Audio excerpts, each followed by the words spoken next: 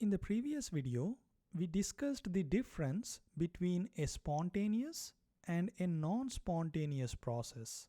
At the end of the video, we posed a question: why certain processes are spontaneous in one direction and non-spontaneous in the reverse direction, and what criteria or factor determines the direction of spontaneity.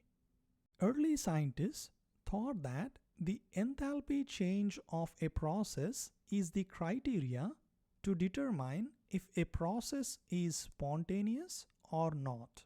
They thought that a reaction would be spontaneous if it is exothermic, that is, it releases heat.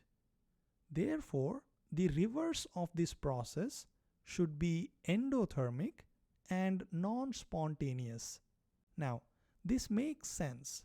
If the reaction requires a constant supply of heat from outside, it should be non-spontaneous. However, the idea that the sign of the enthalpy change can predict the direction of spontaneity was proven wrong, as there are several processes that occur spontaneously but are endothermic in nature. Ice melting into water at room temperature is a spontaneous process, and it is also endothermic. Another example of an endothermic process that is spontaneous is functioning of an ice pack. Inside an ice pack, solid ammonium nitrate is dissolved in water to produce ammonium ions and nitrate ions. This is an endothermic reaction. Therefore, this reaction mixture absorbs heat from the surroundings, which is water, and the water becomes cool. This is how an ice pack functions. As we can see, this is an endothermic reaction. However, it is a spontaneous process. So, from these two examples, we can say that the sign of delta H does not solely predict the direction of a spontaneous change. It could theoretically contribute to the spontaneity, but it cannot solely predict if a process is spontaneous or not, which means there should be some other criteria which explains why certain processes are spontaneous only in one direction. After several years of research, scientists proposed a property called as entropy. They noticed that for those processes that are endothermic in nature, the entropy of the reaction or the system increases during that process. So, what is entropy? Entropy is how the energy of a given system is distributed amongst the particles that constitute the system. More dispersed the energy is, the higher is the entropy of the system. In general, if the energy of the system is more dispersed, it has greater degree of randomness or disorderness. Therefore, you can think of entropy as a measure of disorderness or randomness present inside a system. To understand what entropy is, let us look at some common processes and predict if the entropy of the system increases or decreases during those processes. We will learn to calculate the exact change in entropy values of several processes and chemical reactions later in this chapter. But for now, let us use the concept of randomness to qualitatively predict the sign of delta S for some chemical reactions or processes. First, what happens when you heat a block of copper metal? When heat is added to the copper metal, it increases the molecular motions inside the metal block. In this case, the vibrations of copper atoms oscillating around a mean position increases. Therefore, at higher temperature, there are more ways the heat energy can be dispersed across the metal block. Therefore, the entropy is higher. In summary, as the temperature increases, entropy increases. Next, phase changes from solid to liquid to gas. In solids, the molecules or atoms vibrate around a mean position without moving from one place to the other. In the liquid, the molecules or atoms can move from one place to the other in addition to vibrating. That is, they have greater degrees of freedom. In gases, the molecules or atoms can move from place to the other in much greater volume. As the volume of gas usually is much larger than volume of the liquid. So, the number of possible arrangements for a fixed number of molecules or atoms increases when the substance changes from solid to liquid to gas.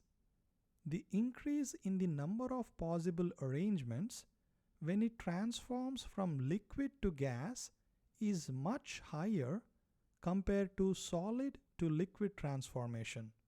Since a sample of gas occupies much greater volume than when it is liquid, the number of possible arrangements drastically increases.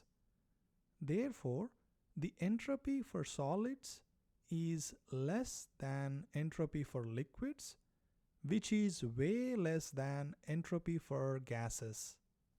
Let us now look at some chemical reactions and predict the sign of entropy change delta S.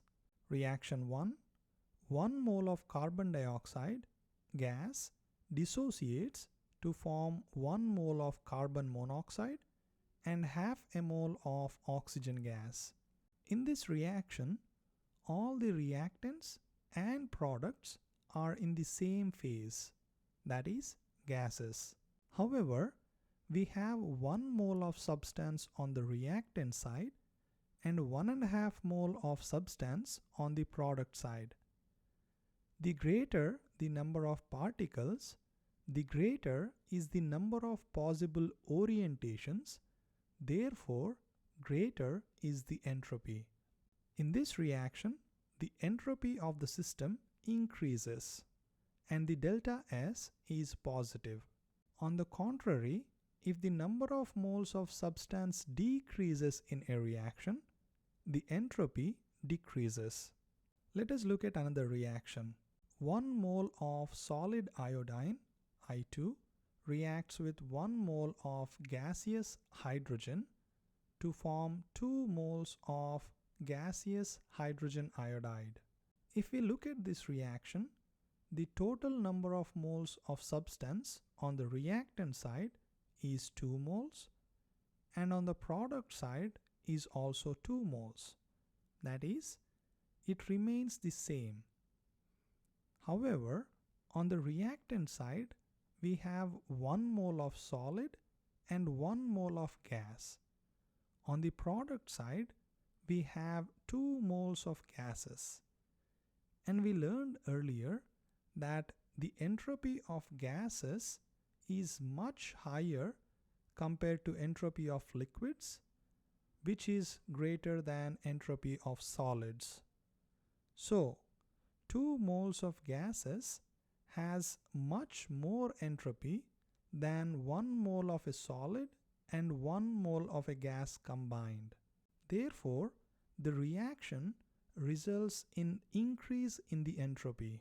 For any reaction, if the number of moles of gas increases, the entropy increases and delta S is positive. Conversely, for a reaction, if the number of moles of gases decrease, the entropy decreases and delta S is negative. Next, if we take a spoonful of salt and dissolve it in water, that is, solid sodium chloride reacts with water to form Na plus aqueous and Cl minus aqueous.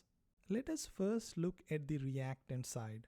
In a crystal form, sodium chloride is highly ordered, and water by itself is also ordered, with each water molecule forming hydrogen bonds with adjacent water molecules. When solid sodium chloride is dissolved in water, the ionic bond between Na plus and Cl minus is broken, and the ions get hydrated. The hydrated Na plus and Cl minus ions can move across the entire solution. That is, they have more degrees of freedom in terms of movement, therefore more randomness or disorderness.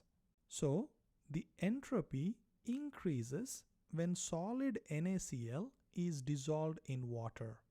What if we dissolve 1 mole of HCl gas in water and it dissociates to produce 1 mole of H plus and 1 mole of Cl minus ions? If we remove water from the equation, 1 mole of substance is changing into 2 moles of substance. That means the entropy of this process should increase. However, we have 1 mole of gas on the reactant side and 0 moles on the product side. So, this process results in the decrease in the number of moles of gas. Therefore, the entropy decreases. The net sign of delta S depends on which process has greater entropy change.